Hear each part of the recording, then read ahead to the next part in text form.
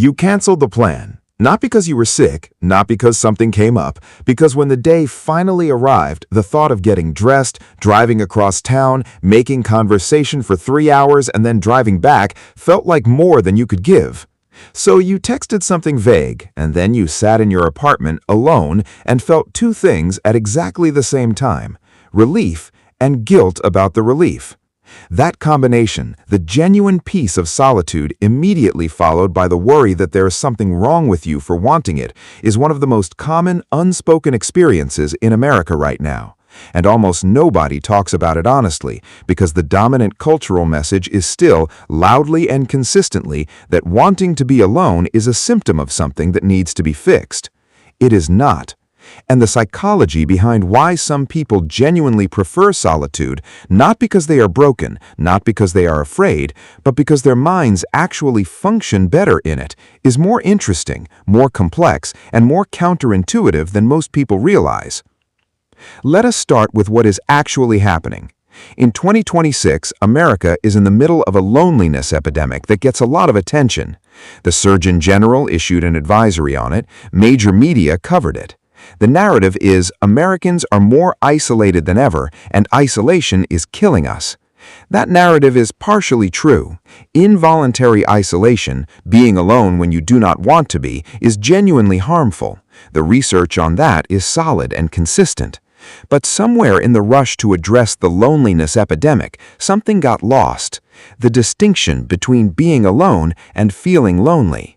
Between solitude chosen and solitude imposed, between people who are isolated against their will and people who are, quietly and consistently, choosing this.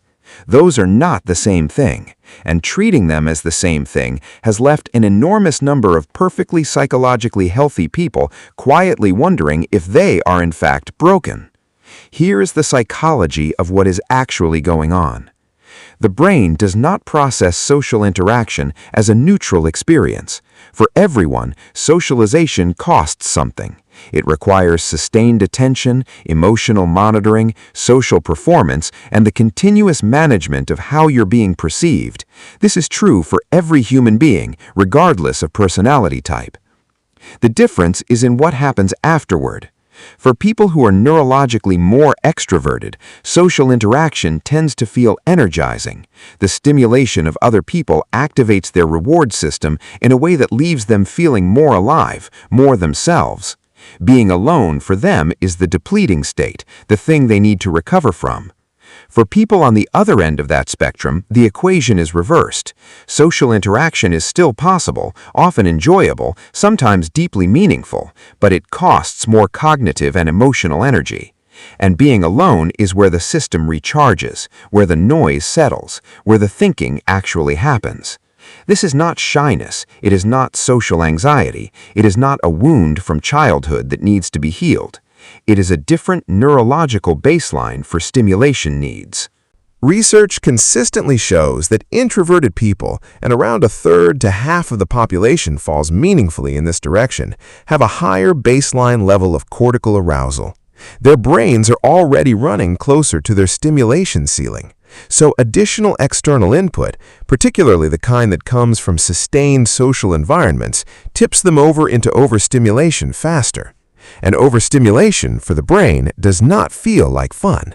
It feels like the urgent need to be somewhere quiet. Here is the part that almost no one talks about. The people who like being alone are not avoiding life. In many cases, they are doing some of the most intensive mental work that happens in human psychology. The default mode network, a set of brain regions that activate when the mind is not focused on external tasks, is one of the most interesting areas of current neuroscience research. This network is associated with self-reflection, perspective-taking, creative problem-solving, future planning, and the processing of complex emotional experiences. It activates most fully in solitude. In other words, the brain has a set of functions that it essentially cannot perform when it is managing social interaction. Functions that require the absence of external demands. Functions that are, in the truest sense, what the mind does when it is finally alone with itself. For people who spend a lot of time in solitude, this network gets a lot of use, which means they tend to develop particular capacities for self-awareness, for nuanced thinking, for sitting with complexity that are harder to build in constant social noise. There is a quiet irony here that I think about often. The culture that worries most about people who spend time alone is also the culture that produces the shallowest thinking. Because shallow thinking is what happens when you never give the default mode network time to do its work. When every moment of potential reflection gets filled with a podcast, a scroll, a group chat notification.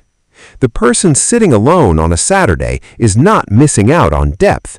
They may, in fact, be the only one in their social circle actually producing it.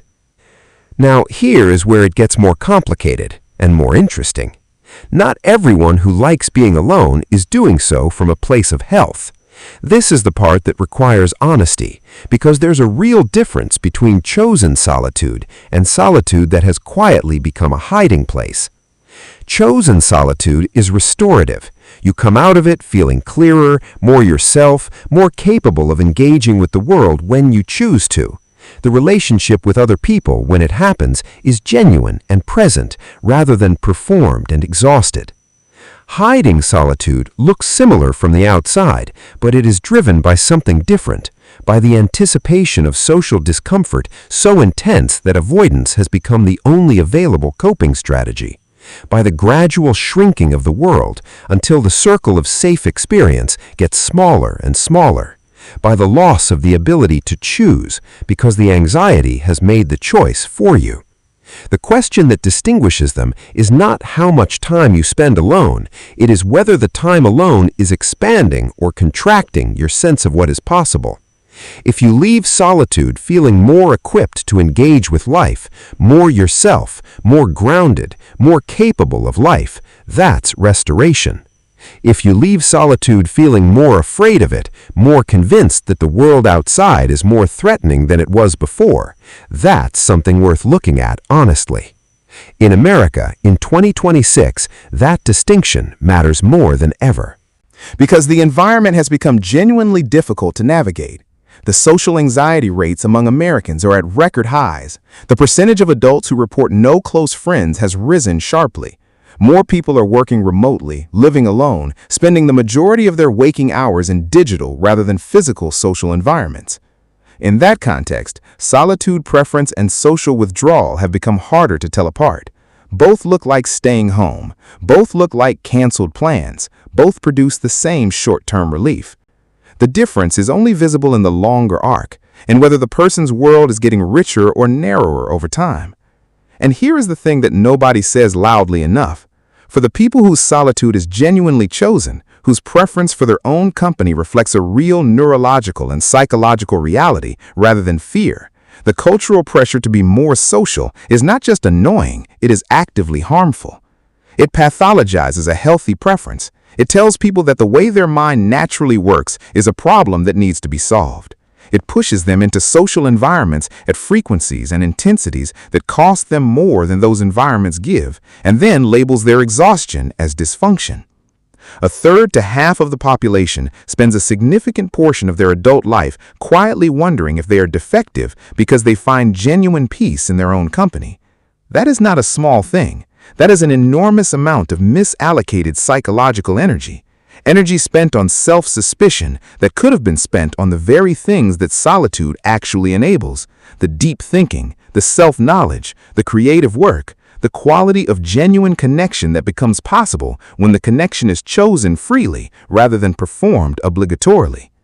Because here is what the research on solitude and relationships actually shows.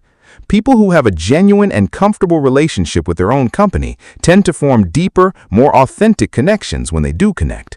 Not more connections, deeper ones. The absence of the desperate need for social validation, the need that drives so much of the surface-level interaction that passes for connection in American social life, creates space for something more honest. You can actually be present with another person when you are not using them to regulate your own sense of worth, when you are not performing for them, when you simply, genuinely want to be in the room with them because the room with them is more interesting than the room by yourself, which is already pretty good. That is a different quality of connection, and it is rarer than most people realize. So here is the question I want to leave you with. Not whether you like being alone too much, not whether you should be more social, not whether the canceled plan last weekend was a sign of something concerning, but this: when you are alone, actually alone, not just physically separate from other people, but genuinely inside your own mind, what do you do with it? If the answer is fill it as quickly as possible with noise and stimulation and content, then you might not actually know yet what solitude is. And the person who likes being alone knows something you have not found yet.